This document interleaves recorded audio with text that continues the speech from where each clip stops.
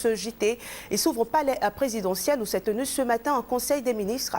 Plusieurs décisions ont été prises. Le gouvernement annonce une opération d'exhumation, d'identification des corps des personnes décédées pendant la crise post-électorale.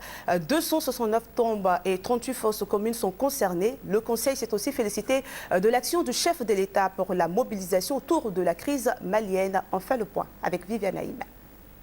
Le Conseil des ministres hebdomadaire ce mercredi au palais présidentiel, sous la présidence du chef de l'État, a rendu un vibrant hommage au président de la République, Alassane Ouattara, rentré mardi soir d'Addis Abeba, où il a pris part au sommet des chefs d'État et de gouvernement de l'Union africaine, dont un volet important était consacré à la situation au Mali.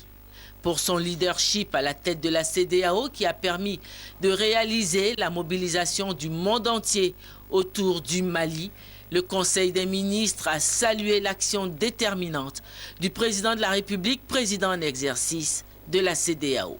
Au plan intérieur, dans le souci de tourner définitivement la page de la crise post-électorale de novembre 2010, une opération d'exhumation des tombes et des fosses communes identifiées a été décidée par le Conseil des ministres. Il s'agit d'aller ouvrir ces fosses ou ces tombes et de confirmer ou pas l'existence des personnes.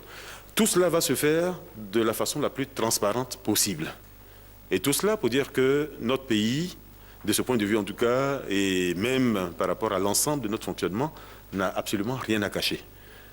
Les choses sont claires, tout le monde sait dans quelles conditions ces événements malheureux sont survenus.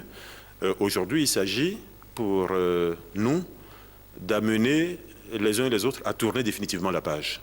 Le Conseil des ministres a en outre pris d'autres importantes décisions d'ordre intérieur, notamment la mise en place d'un fonds, le FIRCA, pour financer la recherche agricole et aussi l'instauration d'une semaine de l'eau chaque année en Côte d'Ivoire.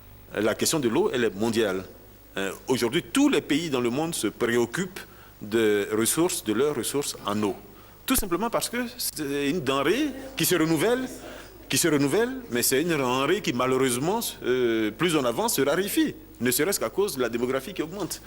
Il s'agit surtout là de sensibiliser la population sur tout ce qui permet d'éviter évidemment de gaspiller l'eau, mais tout ce qui permet surtout de renforcer la production de cette ressource-là.